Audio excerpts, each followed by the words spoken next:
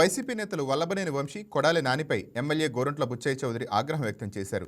వంశీకి నానికి నోరు అదుపులో పెట్టుకోవాలని గతంలో చెప్పానని అన్నారు. తన మాట విననందుకు ఇప్పుడు ఫలితం అనుభవిస్తున్నారని అన్నారు. వైసీపీ అధినేత జగన్ నియంత అని దుయ్యబట్టిన బుచ్చయ్య చౌదరి అధికారంలో లేనప్పుడు చంద్రబాబును విమర్శించడం కేసీఆర్కు అలవాటన్నారు. తెలుగు రాష్ట్రాల మధ్య విభజన సమస్యలను కేసీఆర్, జగన్ పరిష్కారం కానివ్వలేదని అన్నారు. జగన్ చిరునవ్వుతో హింసను ప్రోత్సహిస్తున్నారని, అధికారంలో ఉన్న తాము దాడులు చేస్తే వైసీపీ పరిస్థితి ఏంటని ప్రశ్నించారు.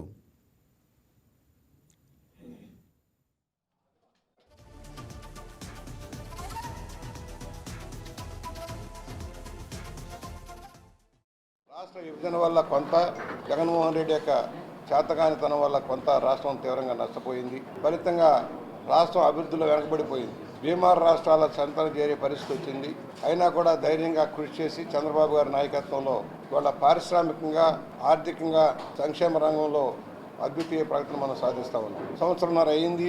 ఏం చేసింది ఈ ప్రభుత్వాన్ని ప్రశ్నించే నాయకులు కూడా కొంతమంది ఉంటారు. కొన్ని పార్టీల వారు దివాళా దించి రాష్ట్రాన్ని అప్పులమయం చేసిన వాడు కూడా ఇవాళ ప్రశ్నిస్తూ ఉంటారు. ఎన్నెన్నో వాగ్దానాలు చేసి అమలు చేయకుండా రాష్ట్రాన్ని సర్వనాశనం చేసి భ్రష్టు పట్టించిన నాయకులు, రాష్ట్ర ప్రయోజనాలు కాపాడలేని నాయకులు, కేంద్రం నుంచి వచ్చే నిధులు కూడా పక్కదారి పట్టించిన నాయకులు మాట్లాడుతూ ఉంటారు. ఇవాళ అరాచకం సృష్టించడం కోసం, కులాల పేరుతో, మతాల పేరుతో వైరుధ్యాలు సృష్టించి పబ్బం గడుపుకోవడం కోసం జగన్మోహన్ రెడ్డి, వైఎస్ఆర్ పార్టీ చేస్తున్న అకృత్యాన్ని మనం చూస్తూ ఉన్నాం. రప్ప అంటారు.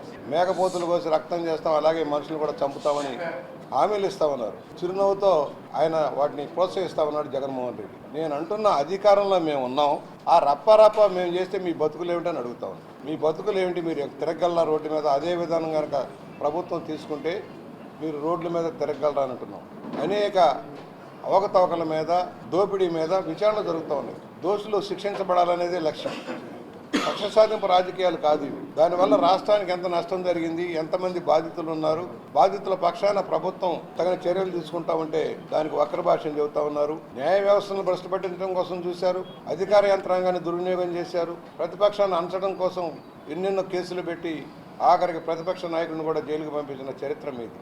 మీరు ప్రజాస్వామ్యం గురించి మాట్లాడుతూ ఉన్నారు. వాళ్ళు జగన్మోహన్ రెడ్డి అంటాను, నేను మళ్ళా వస్తాను. ఎక్కడికి వస్తావా? నువ్వు వచ్చే అవకాశం ఇది. తండ్రిని అడ్డు పెట్టుకుని కొంత ముఖ్యమంత్రిగా భారీగా దోపిడీ చేసావు. నువ్వు మరలా ఎక్కడ వస్తావు? నీ కేసులు కనుక తేలిపోతే నువ్వు ఉండేది శ్రీకృష్ణ జన్మస్థానంలో కానీ మరొక చోట కాదు. 100% శ్రీకృష్ణ జన్మస్థానమే ప్రాప్తిరస్తు అనేది చెప్తా ఉంది.